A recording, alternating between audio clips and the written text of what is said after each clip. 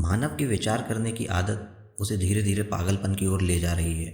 उसके मन में विचारों की असीमित श्रृंखला चलती ही जा रही है, जिस पर उसका कोई नियंत्रण ही नहीं बचा। सोचना एक बीमारी बन चुका है। जैसे शरीर में जब तक सेल्स नियंत्रित तरीके से मल्टीप्लाई होते हैं तब तक हम स्वस्थ रहते हैं, पर जब इन सेल्स की ग्रोथ कंट्रोल से बाहर हो जाती है तो ये स्थिति कैंसर का रूप ले लेती है। ठीक इसी तरह से जब विचार मानव के नियंत्रण से बाहर हो जाएं तो वो पागल होने लगता है। अगर कोई व्यक्ति डॉक्टर के पास जाके उसे बताए कि मैं जब अकेला रहता हूँ तब भी मुझे किसी की बातें सुनाई देती हैं, तो वो डॉक्टर उस व्यक्ति को मानसिक इलाज के लिए भेज देता है। पर सच तो ये है कि हमारे दिमाग में भी हर समय बातें होती रहती हैं। बस फर्क सिर्फ इतना है कि अभी वो आवाज़ें हम पर इतनी भारी नहीं हुई हैं कि हम उनका जोर जोर से जवाब देने लगें। पर सड़कों पर आपको कई लोग ऐसे मिल जाएंगे जो खुद से ही चिल्ला चिल्ला कर बातें कर रहे होंगे। ऐसे लोगों को देखते ही हम झट से उन्हें पागल कह देते हैं, पर उनकी और हमारी स्थिति में कोई ज़्यादा अंतर नहीं है। मानव का दिमाग एक बेमिसाल उपकरण है जिसका सही इस्तेमाल करके वो कुछ भी हासिल कर सकता है और गलत इस्तेमाल से खुद को बर्बाद कर सकता है। पर असल बात तो ये है कि मानव अपने दिमाग का अपनी मर्जी से उपयोग ही नहीं कर पा रहा है। उल्टा दिमाग ही अपनी विचार करने की लत को पूरा करने के लिए मानव का उपयोग कर रहा है। जैसे कोई जोंक आपके शरीर पर चिपक कर आपका खून पीती रहती है और आपको पता भी नहीं चलता, वैसे ही आपका दिमाग आपको मालूम ही नहीं चलने देता कि वो आपके शरीर की ऊर्जा को खींच खींच कर अपने विचारों की रेलगाड़ी दौड़ाने में लगाता जा रहा है। अपने आप को छुपाने के लिए वो आपको इस भ्रम में डाले रखता है कि जिन विचारों की फिल्म आपके अंदर चल रही है वो आप खुद ही चला रहे हैं, पर असल में आप आपके दिमाग के गुलाम बन चुके हैं और आपका उस पर कोई नियंत्रण नहीं बचा है। दिमाग के ज़्यादातर विचार बार बार आने वाले होते हैं। वो एक ही विचार में आपको सैकड़ों बार उलझा लेता है, जिससे आपको कोई फ़ायदा नहीं मिलता। बहुत बार ये विचार नकारात्मक होते हैं, जिनसे निकलने वाली नकारात्मक ऊर्जा आपके शरीर को धीरे धीरे नुकसान पहुंचाती जाती है। सर दर्द, थकावट, नींद न आना, हाई ब्लड प्रेशर, कोलेस्ट्रॉल और इसी तरह की कई समस्याएं केवल दिमाग में लगातार चलने वाले नकारात्मक विचारों से आती हैं। और जब कई सालों तक ये नकारात्मक ऊर्जा आपके शरीर को नुकसान पहुंचाती रहती है तो आपका शरीर कमज़ोर और बीमार होता चला जाता है। अगर आप गौर करेंगे तो पाएंगे कि आपका दिमाग जिन विचारों में आपको फंसाए रहता है उनका आपकी वर्तमान स्थिति से कोई संबंध नहीं रहता। वो या तो आपको किसी पुरानी घटना को दोहरा रहा होगा या फिर आपसे भविष्य की कल्पना करवा रहा होगा। दोनों ही चीज़ों का कोई उपयोग नहीं है। ना तो आप अपने अतीत को बदल सकते हैं, ना ही भविष्य में होने वाली घटनाओं पर आपका कोई नियंत्रण है। पूरे समय अतीत के दुख या भविष्य की चिंता में डूबे रहना आपके शारीरिक और मानसिक स्वास्थ्य को बिगाड़ता चला जाता है। आपका दिमाग आपके शरीर का बस एक अंग है। जैसे जब आपको अपने हाथों से कोई काम करना होता है तो आप उस काम को पूरा करने के बाद अपने हाथों को आराम से छोड़ देते हैं। आपके हाथ कभी अपने आप इधर उधर नहीं दौड़ने लगते। ठीक इसी तरह आपका दिमाग भी ज़रूरत पड़ने पर सोचने के लिए बना है।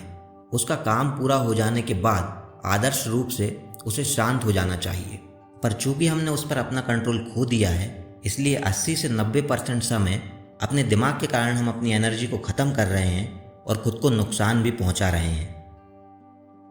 आपके दिमाग की कोशिश ये रहती है कि आप वर्तमान का आभास न कर पाएं, क्योंकि अगर आप वर्तमान में आ गए तो आप सोचना बंद कर देंगे।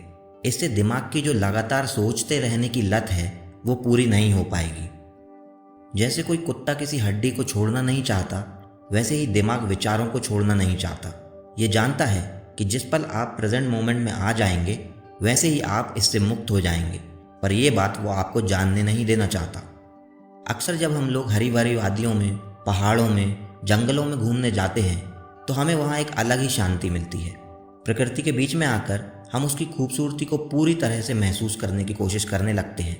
जब हम ऐसा करते हैं तब असल में हम वर्तमान में आ गए होते हैं। न हम अतीत न भविष्य के बारे में सोच रहे होते हैं। हमारे दिमाग का पूरा शोर बंद हो चुका होता है, जिससे हमें सुकून महसूस होने लगता है। जिस तरह हम प्रकृति के बीच में जाकर उससे एक होने लगते हैं, वैसे ही अगर हम अपने रोज के जीवन में भी हर पल को अपनी पूरी अटेंशन दें तो हम अपने दिमाग पर काफ़ी हद तक कंट्रोल पा सकते हैं। हमारे विचारों का हमारे इमोशंस से सीधा कनेक्शन होता है। हमारे इमोशंस दरअसल हमारे विचारों का ही एक ताकतवर रूप होते हैं। इसलिए जब हम इमोशनल होते हैं तब हम वर्तमान से पूरी तरह डिस्कनेक्टेड हो चुके होते हैं। उदाहरण के लिए, जब एक व्यक्ति पर बहुत तेज गुस्सा हावी हो जाता है तो उसको सही गलत की कोई समझ नहीं बचती।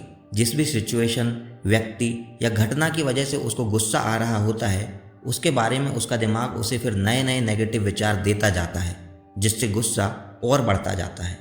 फिर उसी बढ़े हुए गुस्से से और नेगेटिव विचार पैदा होने लगते हैं। ये साइकिल ऐसे ही चलता जाता है और अंत में व्यक्ति या तो खुद को या दूसरों को मानसिक और यहाँ तक कि शारीरिक नुकसान भी पहुँचा देता है और अपने जीवन में दुख पैदा कर लेता है। हमारे जीवन के ज़्यादातर दुख बेमतलब के होते हैं जो हमारे दिमाग ने हमारे लिए पैदा किए होते हैं। हमारा दिमाग हमें इस भ्रम में डाल देता है कि वर्तमान की जो भी स्थिति है वो सही नहीं है और इसका सॉल्यूशन ढूंढने के लिए हमें जबरन भविष्य और अतीत के ख्यालों में फंसाए रहता है। जितना ज़्यादा आप आपके दिमाग के कंट्रोल में रहेंगे उतना ज़्यादा आप सफ़र करेंगे। जबकि अगर आप अपने दिमाग की पकड़ से बाहर निकल कर देखेंगे तो पाएंगे कि प्रेजेंट मोमेंट में कोई भी परेशानी नहीं है। हाँ, हो सकता है कि आपके जीवन में कुछ ऐसी सिचुएशंस होंगी जो आपके लिए सही ना हो, पर इसका ये मतलब नहीं कि आप उनके कारण आपके दिमाग को आप पर अत्याचार करते रहने देंगे। जीवन में परिस्थितियां तो कई प्रकार की बनती ही हैं, पर उन पर नेगेटिव या पॉजिटिव होने का टैग आप खुद लगाते हैं। अगर आप एक सिचुएशन को केवल एक सिचुएशन की तरह देखेंगे तो उसमें गुस्सा या दुखी होने के लिए कुछ नहीं है। आपको आपके विवेक से काम लेते हुए बस उस सिचुएशन को सॉल्व करना है। हमारे दिमाग के इस नेचर को हिंदू धर्म में माया कहा जाता है। माया कुछ नहीं, बस एक भ्रम है। माया हमारे अंदर तरह तरह के झूठे इल्यूजन्स पैदा करती है। जैसे हमें लगता है कि हम में कोई कमी है या खुशी पाने के लिए हमको पैसा, संपत्ति या किसी और तरह की भौतिक चीज़ों की ज़रूरत है। पर अगर आप दुनिया के बड़े से बड़े व्यक्ति से भी मिलेंगे तो पाएंगे कि उसके जीवन में भी कोई ना कोई असंतुष्टि है। इसका कारण ये है कि वो माया में उलझा हुआ है। उसके दिमाग ने उसको जकड़ रखा है और उसको यकीन दिला रखा है कि वर्तमान सही नहीं है और भविष्य में ही संतुष्टि मिल पाएगी। पर हम अगर अपनी आंखों से माया का पर्दा हटा दें तो पाएंगे कि इस जीवन में प्रेजेंट मोमेंट के अलावा कुछ नहीं है। भूतकाल बस आपके दिमाग के अंदर एक मेमोरी है और भविष्यकाल बस एक इमेजिनेशन है। तो हमेशा प्रेजेंट मोमेंट में रहिए और शांति का अनुभव कीजिए। वर्तमान में रहने के लिए अलग अलग तकनीकें होती हैं जो प्रैक्टिस से सीखी जा सकती हैं। मेडिटेशन करना, अपनी पूरी बॉडी को फील करना, अपनी सांस पर ध्यान लगाना, प्रकृति को ऑब्जर्व करना, अपने आसपास की चीज़ों को ध्यान से देखना, और भी सैकड़ों तरीके आपको रिसर्च करके मिल जाएंगे। मैं रिकमेंड करूँगा कि आप मेडिटेशन करना सीखें और उसके अंदर ही आपको कई तकनीकें मिल जाएंगी। तो ये थे कुछ आइडियाज़ जो मैंने जाने द पावर ऑफ नाउ से। लाइक और सब्सक्राइब करना ना भूलें ऐसे ही और भी वीडियोस देखते रहने के लिए।